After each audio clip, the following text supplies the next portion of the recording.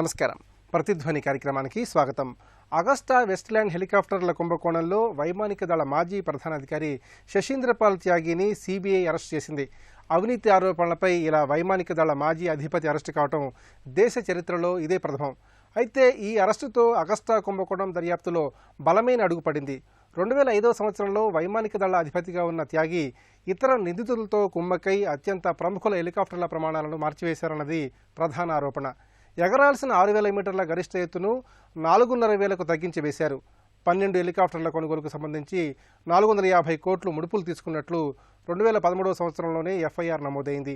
UPA 2 హయాం నాటి ఈ కుంభకోణం పూర్వాపరాలు దర్యాప్తులో చోటు చేసుకున్న పరిణామాలపై ప్రతిధ్వని చర్చను చేపట్టింది. ఈ చర్చలో పాల్గొంటున్న ప్రముఖులు లెఫ్టినెంట్ జనరల్ ఏఆర్కే రెడ్డి గారు, పలు ఉన్నత హోదాల్లో పనిచేసిన మాజీ సైనిక ఉన్నతాధికారి ప్రొఫెసర్ జి వినోద్ కుమార్ గారు, నిజాం పీజీ న్యాయ కళాశాల ప్రిన్సిపల్, సామాజిక అంశాల విశ్లేషకులు దుర్గం రవీంద్ర గారు, సీనియర్ పాత్రికేయులు నలబోలు విష్ణు గారు, భారతీయ జనతా పార్టీ రాష్ట్ర కార్యవర్గ సభ్యులు.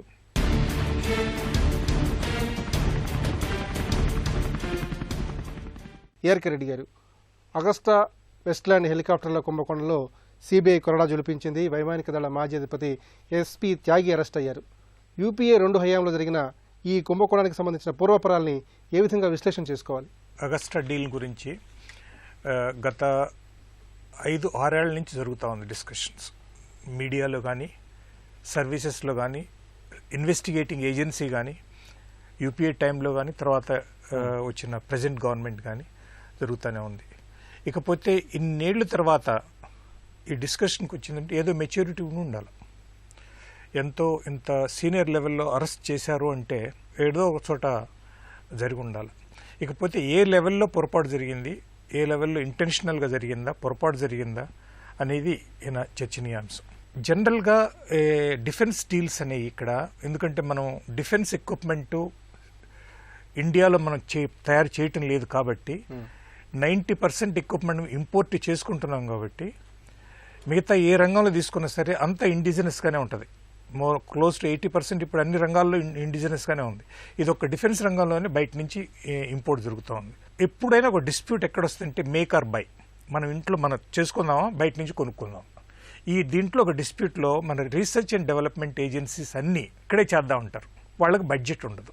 బడ్జెట్ ఎలొకేషన్ లేకపోతే రీసెర్చ్ అండ్ డెవలప్మెంట్ అక్కడే ఉండిపోద్ది. అది నెసెంట్ స్టేజ్లోనే ఉండిపోద్ది, మెచ్యూర్ లెవెల్కి రాదు. అది మెచ్యూర్ లెవెల్ రాబోయేటప్పటికి వరల్డ్ టెక్నాలజీ మారిపోతుంది. ఇప్పుడు మనకి ఎక్విప్మెంట్ ఎప్పుడు కావాలా, మనకు శత్రువు ఎవరు? పాకిస్తాన్, చైనా మనకు శత్రువు కనుకైతే వాళ్ళ దగ్గర ఎటువంటి రకమైన ఎక్విప్మెంట్ ఉంది, ఆ ఎక్విప్మెంట్ ప్రకారం మన మ్యాచింగ్ ఎక్విప్మెంట్ మన దగ్గర ఉందా లేదా అది చూసుకుంటూ మనం అప్గ్రేడ్ చేసుకుంటూ పోవాలి. మనం రీసెర్చ్ అండ్ డెవలప్మెంట్ డిపెండ్ అయ్యేటప్పటికి వాళ్ళు ఒక చిన్న ఇన్స్ట్రుమెంట్ కనుక్కునేటప్పటికి 20 years అయిపోతుంది. It is too late. So ఈ మేక్ ఇన్ ఇండియా ప్రోగ్రామ్ ఎప్పుడు ఇంతవరకు ముందుకు పోలేదు అంటమే కానీ ఊరికే, కానీ ముందుకు పోలేదు. ఇప్పుడు బహుశా there is a scope for development. ఇకపోతే ఈ అగస్టా డీల్ గురించి వివిఐపి హెలికాప్టర్స్ బేసికలీ ఈ వివిఐపి ఎవరు ఫ్లై చేస్తారండి ఇక్కడ? ఊరికే ఎయిర్ ఫోర్స్ నిజంగా అయితే they are only pilots, they provide the infrastructure. వాడేది కంట్రోల్ చేసేది అంతా పిఎంఓ. మినిస్ట్రీ ఆఫ్ డిఫెన్స్ చాలా తక్కువ దాంట్లో స్కోప్ ఉంది. రాష్ట్రపతి కానివ్వండి, ప్రైమ్ మినిస్టర్ కానీ, డిఫెన్స్ మినిస్టర్ కానివ్వండి, ఒక్కొక్కప్పుడు మిగతా ఏజెన్సీస్ కానివ్వండి. అది కూడా కాకుండా రకమైన నేషనల్ ఎమర్జెన్సీ కెలామిటీస్ అప్పుడు కూడా ఈ వాడటానికి స్కోప్ ఉందన్నమాట. అందువల్ల ఏంటంటే it is an integrated approach. ఎక్కడో లోపం జరిగింది. ఇకపోతే బోఫోర్స్లో కూడా సుందర్జీని చాలా ఇన్వెస్టిగేట్ చేశారు కానీ కనుక్కోలేకపోయారు. బహుశా ఇది ఇంకొక 4 years పట్టుకున్న తర్వాత దీంట్లో త్యాగి గారిది ఏదో ఇన్వాల్వ్మెంట్ ఉంది, ఆయన డైరెక్ట్గా కాకపోతే ఆయన రిలేషన్షిప్లో డైరెక్ట్ ఏదో ఇన్వాల్వ్మెంట్ ఉంది అనే ఉద్దేశంతో ఈ జరిగింది. వినోద్ కుమార్ గారు, ఇటలీకి చెందిన ఫిన్ మెకానికా సంస్థతో 2010 సంవత్సరంలో కుదిరిన ఒప్పందంతో ఈ అగస్టా వెస్ట్‌ల్యాండ్ వ్యవహారం మొదలైంది. మరి ప్రస్తుతం ఈ అంశం ఎలాంటి మలుపు తీసుకుంది? ముఖ్యంగా ఈ కుంభకోణం దర్యాప్తులో సిబిఐ ఎలాంటి పాత్ర పోషిస్తోంది? సిబిఐ ఎప్పుడు కూడా స్వతంత్ర నిర్ణయాలు తీసుకోలేదండి. స్వతంత్ర నిర్ణయాలు తీసుకునే వ్యవహారం కూడా సిబిఐకి లేదు.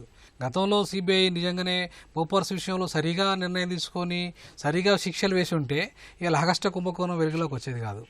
కాబట్టి సిబిఐని మనం ఒక పావుగా వాడుకుంటున్నారు కేంద్ర రాష్ట్ర ప్రభుత్వాలు. ఇలా రాజకీయ నిర్ణయం లేకుండా వివిఐపి కొనుగోలు చేయగలుగుతుందా? త్యాగి గారు ఒకరే కొనుగోలు చేస్తారా? డిఫెన్స్లో వాళ్ళకున్న పవర్స్ ఏంది ఇంతకుముందు చెప్పారు. 90% మనం బయట నుండి కొంటున్నాం. ప్రధానంగా నిర్ణయాలు తీసుకునేది పిఎంఓ. ఈవెన్ డిఫెన్స్ శాఖ కూడా తక్కువ నిర్ణయాలు ఉంటాయి, పిఎంఓ ఎక్కువ నిర్ణయాలు ఉంటాయి. అట్లాంటి సిచ్యువేషన్స్లో ఇలా ఏ అధికారం ఉన్నా సరే ప్రధానమంత్రి చెప్పినట్టే వినాలా, ప్రధాని తీసుకునే నిర్ణయాలు అమలు చేయాలా. సో ఇవాళ త్యాగి ఒక్కరే దీనికి బాధ్యులని, త్యాగి ఒక్కరినే మనము నిందించడం కంటే ఆనాడు ఉన్న కేంద్ర ప్రభుత్వంలో కీలక శాఖలో ఉన్న డిఫెన్స్ మినిస్టర్ నిందితుడే, ఆనాడు ఉన్న ప్రైమ్ మినిస్టర్ కూడా నిందితుడే. గతంలో ఉన్న ప్రధానమంత్రి మాట్లాడడం జరిగింది ఈ అంశం మీద, వెస్ట్లాండ్ వాళ్ళతోని గతంలో సెంట్రల్ మినిస్టర్ కూడా మాట్లాడినట్టుగా మనకు ఆధారాలు ఉన్నాయి. వీళ్ళందరినీ ఇవాళ మనం చర్చనీయాంశంగా చేర్చుకోవాలి. నిజంగా ఎన్డీఏ గవర్నమెంట్కు చిత్తశుద్ధి ఉంటే అసలైన దోషులను కూడా పట్టుకోవాలి దీంట్లో. ఎందుకంటే ఇప్పుడు ఈ 450 కోట్ల కుంభకోణం అనే అంశం ఏదైతే ఉందో అది చిన్న అంశం ఏం కాదు భారతదేశంలో. ఏది ఏమైనా కూడా దీనికి ఖచ్చితంగా రెస్పాన్సిబిలిటీ కేంద్రందే, ముందు బాధ్యత వహించాల్సింది కేంద్రం. గతంలో ఉన్న యూపీఏ ప్రభుత్వం బాధ్యత వహించాలి. తప్పకుండా దీంట్లో నిజమైన దోషులను కూడా అరెస్ట్ చేయాల్సిన అవసరం ఉంటుంది.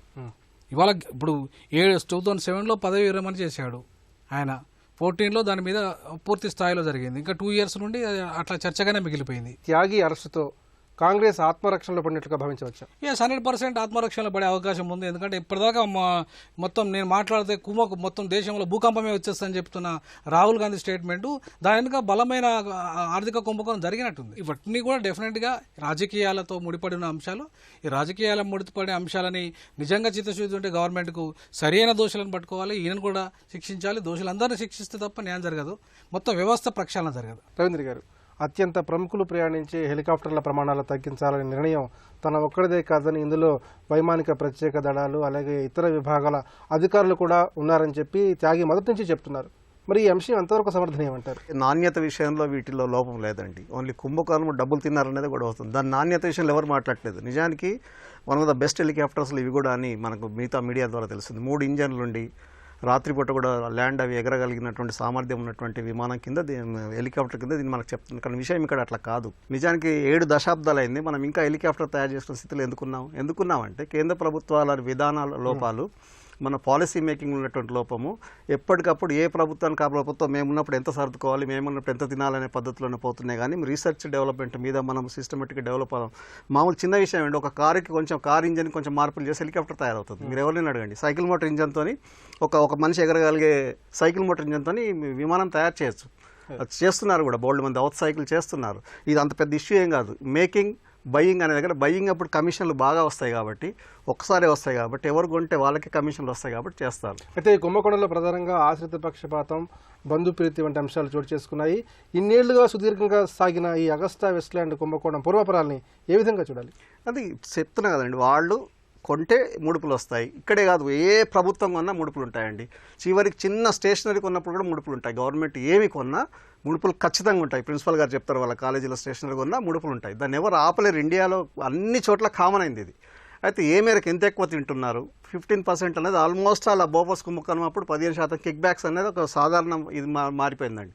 కానీ కొన్నిసార్లు 90% తింటున్నారు, 80% తింటున్నారు, 100% తింటున్నారు. కొన్నట్టుగా కాగితం మీద ఉంటుంది. భారతదేశంలో ఇది పోకపోతే కనుక ఈ పార్టీలు ఒకరి మీద ఒకరు పడి ఇట్లా పోట్లాడుకుంటూ ఉంటే ప్రజలకి మొత్తం పార్టీల మీద, భారతదేశ పరిపాలన ప్రభుత్వాల మీద నమ్మకం పోతుంది. విష్ణు గారు, యూపీఏ సర్కార్ హయాంలో జరిగిన అగస్టా వెస్ట్లాండ్ కుంభకోణంపై ప్రస్తుతం బీజేపీ నిలదీస్తోంది. ఈ కుంభకోణం దర్యాప్తు అనేక సంవత్సరాలుగా కొనసాగుతోంది. అసలు ఈ దర్యాప్తుకు సంబంధించిన మూలాలను ఏ విధంగా పరిశీలించాలి? చాలా రోజులుగానే అంటున్నారు. 2013లో ఆంటోనీ గారే సిబిఐ ఎంక్వైరీకి వేశారు. తర్వాత ఎన్నికలు వచ్చాయి.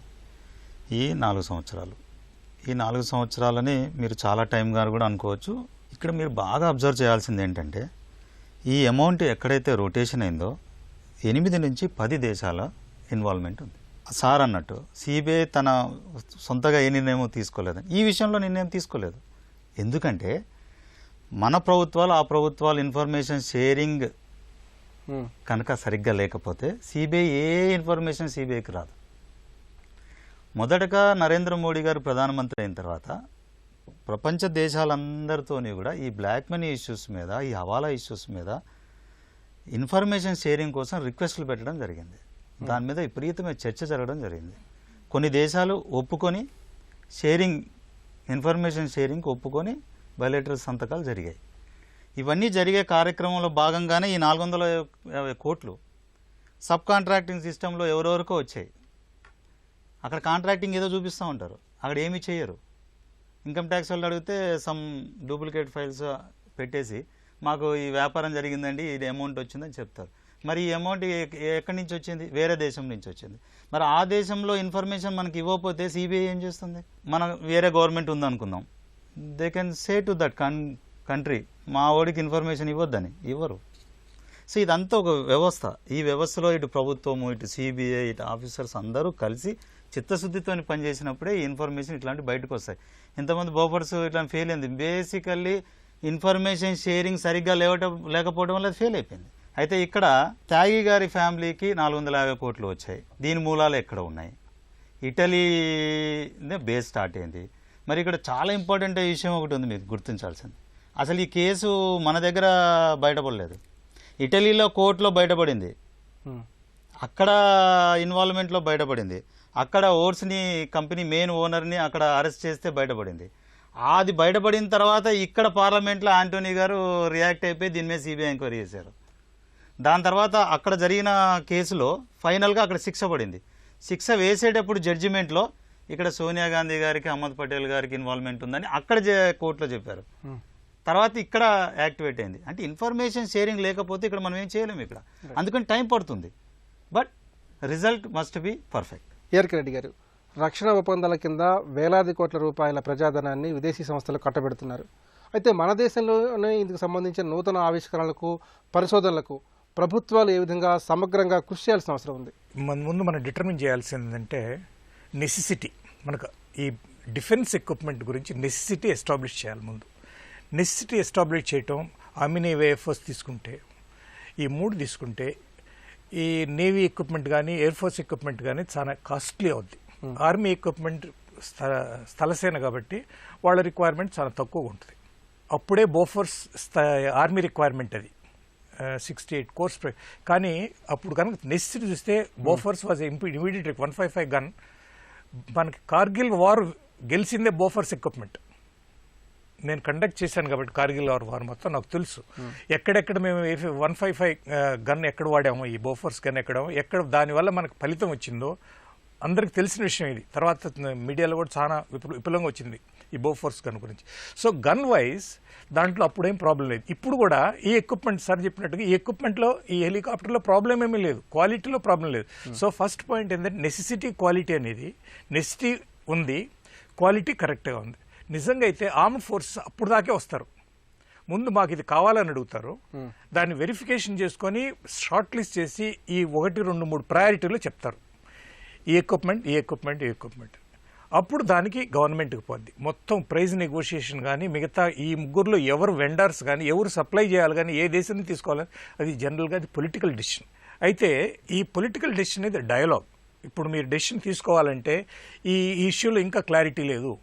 8500 అడుగులు ఎత్తుగల హెలికాప్టర్ కనుక అయితే దాని కాస్ట్ ఎంత అవుద్ది. మనం దీన్ని ఒకరు తగ్గించుకోగలిగితే హైట్ని, కాస్ట్ తగ్గుద్ది. మీకేమన్నా ఉంటుందా, తగ్గించగలరా మీరు అని చెప్పి మళ్ళీ ప్రశ్న కనుక వెనక్కి వస్తే అప్పుడు మళ్ళీ టెక్నికల్ డిఫెన్స్ సర్వీస్ కూర్చొని మళ్ళీ ఓకే మన థ్రెట్ అంటే ఏంది, ఈ హెలికాప్టర్ థ్రెట్ అనేది యాంటీ ఎయిర్ డిఫెన్స్ ఎక్విప్మెంట్ గురించి థ్రెట్ వస్తుంది, మిసైల్ సిస్టమ్ గురించి.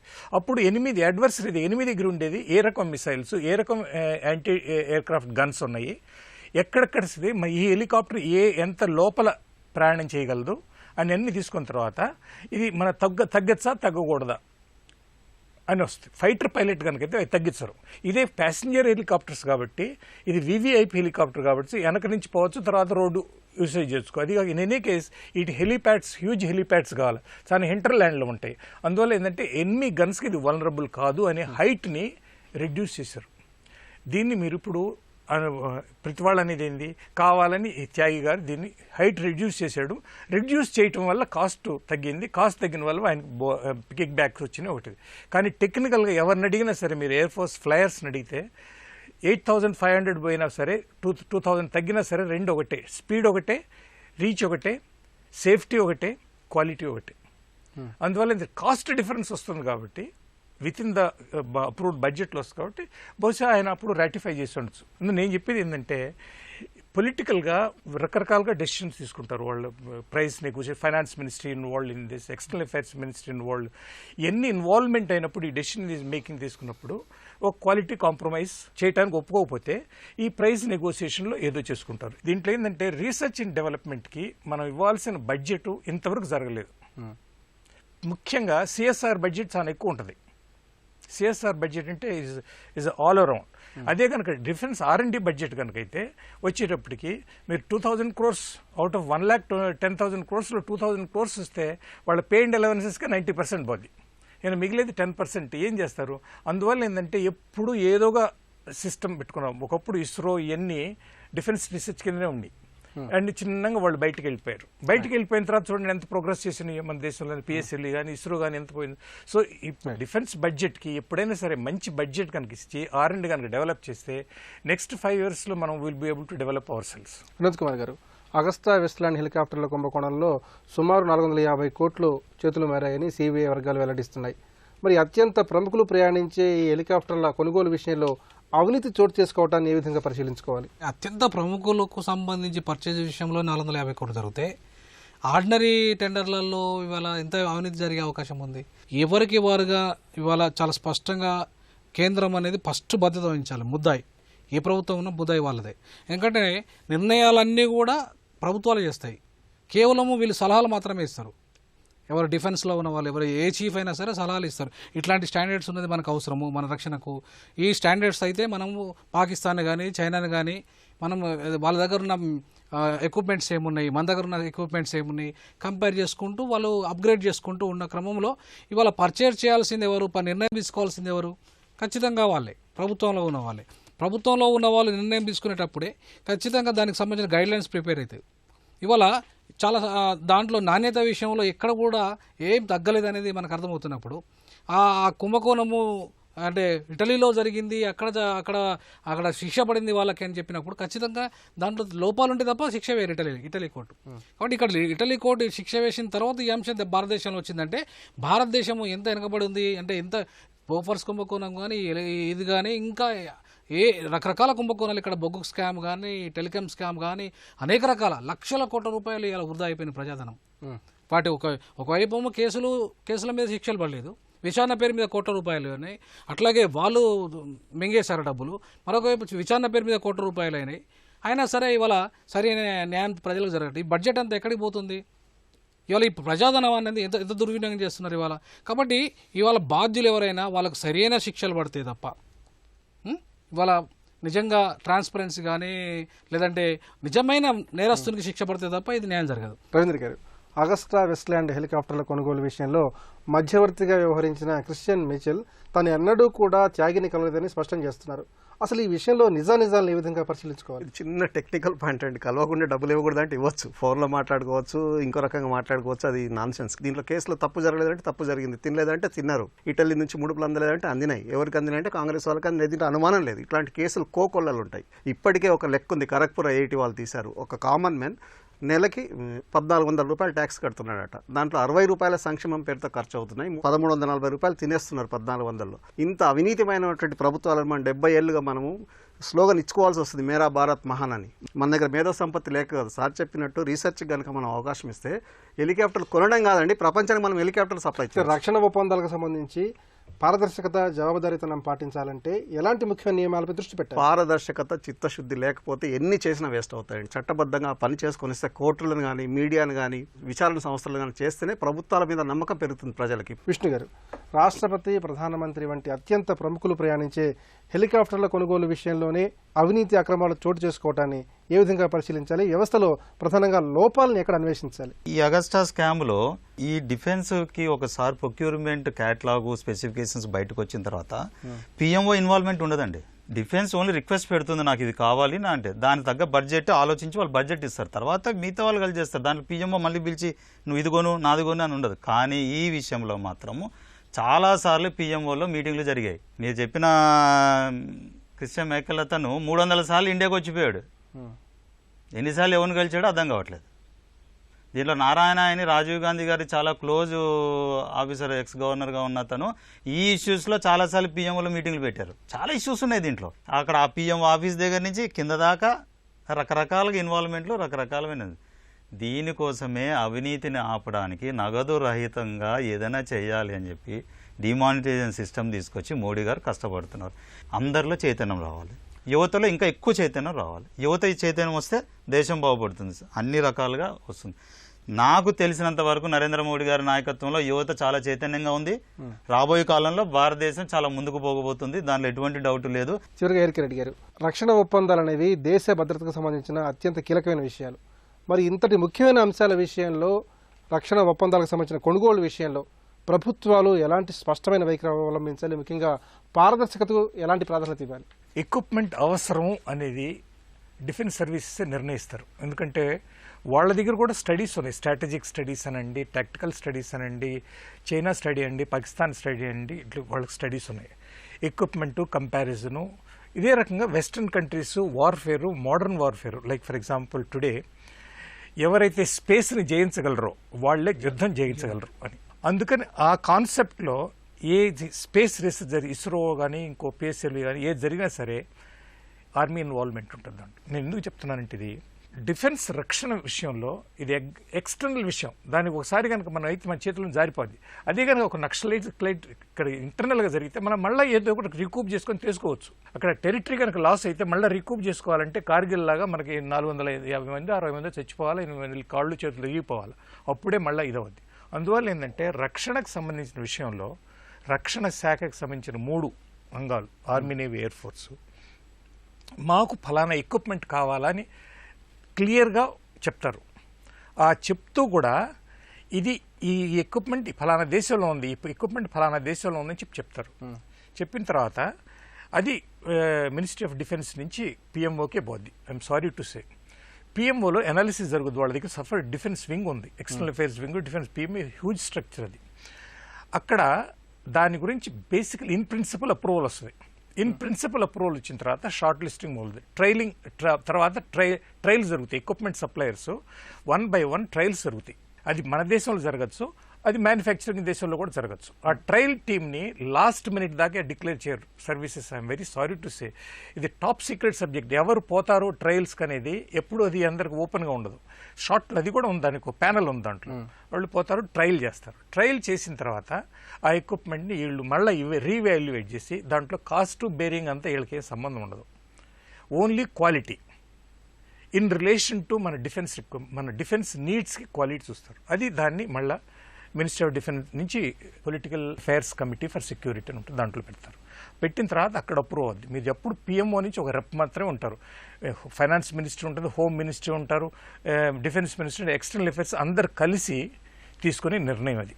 మళ్ళీ ఇంప్లిమెంట్ వచ్చేటప్పటికి budget allotment defence ministry, PMO, ultimate authorities PMO, దాంట్లో డౌట్ ఏం లేదు. ఇండియన్ కండిషన్స్లో ఇందిరాగాంధీ టైం నుంచి పిఎంఓ స్ట్రాంగ్ అయిపోయింది. ఇకపోతే ముందుకు పోయే కొందుకు ఎట్లా మార్పు రావాలనేది మనం మేక్ ఇన్ ఇండియా చేస్తేనే అది అవద్దండి. ఇంకా దానికి మనం ఈ 90% డిపెండెన్స్, ఇంకా 70 ఏళ్ళ పైన మన ఇండిపెండెన్స్ ఇంకా బయట దేశాల మీద డిపెండెంట్ కావటం అనేది it's not a good system. అందువల్ల ఏంటంటే ఈ R&D స్ట్రాంగ్ చేయాలా, ఇంటర్నల్ ఇండిజినస్ ప్రొడక్షన్ ఎక్కువ చేయాలి. 3 ఏళ్ల విరామం తర్వాతైనా ఈ కుంభకోణం దర్యాప్తు చురుగ్గా సాగటాన్ని నిపుణులు స్వాగతిస్తున్నారు. ఇది నేటి పరిస్థితి. నమస్కారం.